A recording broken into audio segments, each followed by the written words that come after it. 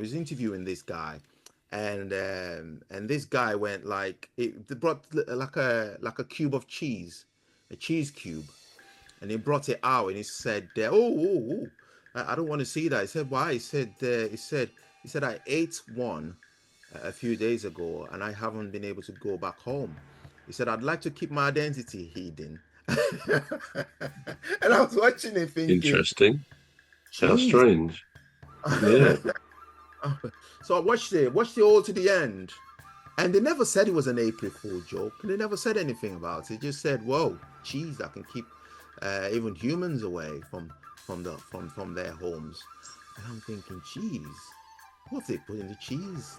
And I started thinking about it, and I thought about it, and I thought, right. And then somebody said, and I looked on Facebook. Something came up on my phone. I looked on Facebook, and it was like, "Oh, April Fool's Day." You're gonna be like, "Oh, yeah, that's what it is. Mm. It's an April Fool's joke." The thing is with April Fool's jokes. I mean, there's usually a couple of items, aren't there, in the papers, and it's easy to believe, even if we question something and say, "Well, that sounds a bit unlikely." If we're not relating it to April the 1st, it's the old thing: perception is all. If someone says something that actually you find out is ridiculous, you can still believe it because you think, well, why would I not believe something I read in the paper or see on the TV? So that's probably it. But yeah, and especially as, I mean, let's face it, there's a lot of rats, huge rats about apparently in Birmingham or parts of Birmingham, aren't there, with Oh with yeah. bin strikes and things. So if you then read something about cheese and rats, your mind instantly thinks, oh yeah, Birmingham rats and things. So hopefully that'll be sorted soon. But yeah, I can understand why you might believe that. Yeah, definitely. I did actually believe it. And there was another one that, although when they said it at something that, well, it was a news item. They said it was an April Fool joke years ago, and it was, oh, I can't remember who it was now, but it was a famous radio presenter turned TV presenter that did it, and Mm. he was so serious about it, and there was they hung a lot of spaghettis. Yeah, Uh, on the trees or something, wasn't it? Yeah, I remember that. Yeah, that was on BBC as well. Yeah, it And a was, lot of yeah. people believed it, didn't they? And yeah, it's strange how we can believe stuff which is utterly ridiculous. But again, it's that perception that something is as it is, as they say. Yeah. And he went around actually picking the spaghettis off trees, and he would put it in a basket and walking around. And I'm thinking, right, I know it's an April Fool's joke, but people actually believe that. They did as well, by all accounts. Thousands believed it. Yeah. I must have missed it. Yeah. So now that we don't have Danny, do we? But there's something that No. yeah, we don't have Danny. There was something that we talked about in the football referee last week. Was it last week or the week before? Anyway, it were about UFOs, and it were about UFOs and ghost runnings at Manchester United, the football club. Anyway, when I read that, I thought, well, I don't actually believe in aliens, so I dismissed it straight away. But then, when I went back and read the article, I thought, what was it that people were seeing? Because people was obviously seeing something. They must have been seeing Mm. something that would have made them believe it.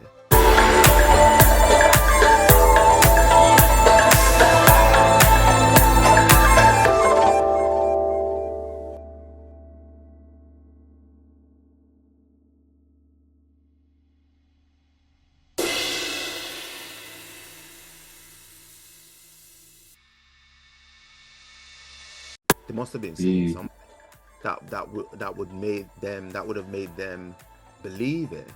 Because up to 69, you know, you only need one or two to spread a rumor, but up to 69 and 29 ghosts. What was it that could have made people Believe? Do you believe in ghosts? I mean, not ghosts, but do you believe in aliens yourself?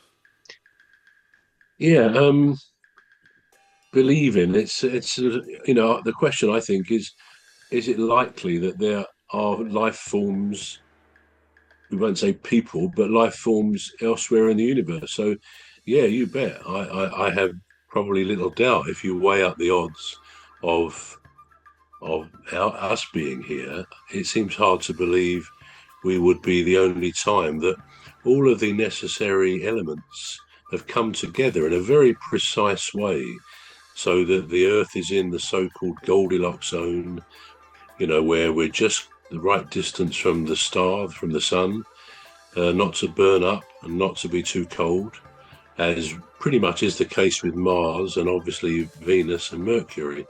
So circumstances, conditions had to be just right for the atmosphere to be left so that we adapted to that, all the stuff that goes with it.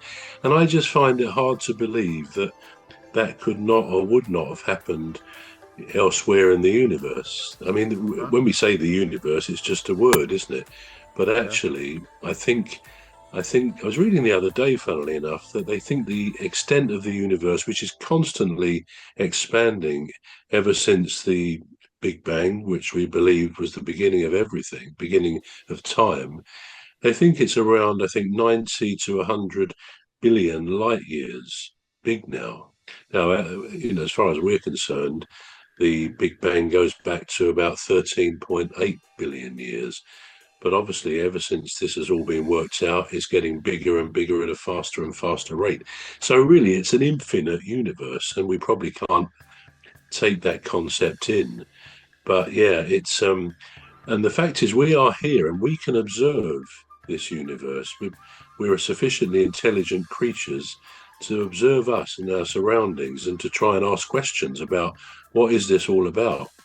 I see the other day that Elon Musk, who I'm sure most people respect greatly, is a very brilliant man, but he actually said recently he thinks there's a 1 in a billion chance that this life we have is not someone's simulation, someone's plaything, if you would. So he said a 1 in a billion chance that it's not that. So in other words, he's saying that the real likelihood is that it is someone's computer game, someone's simulation, someone's play.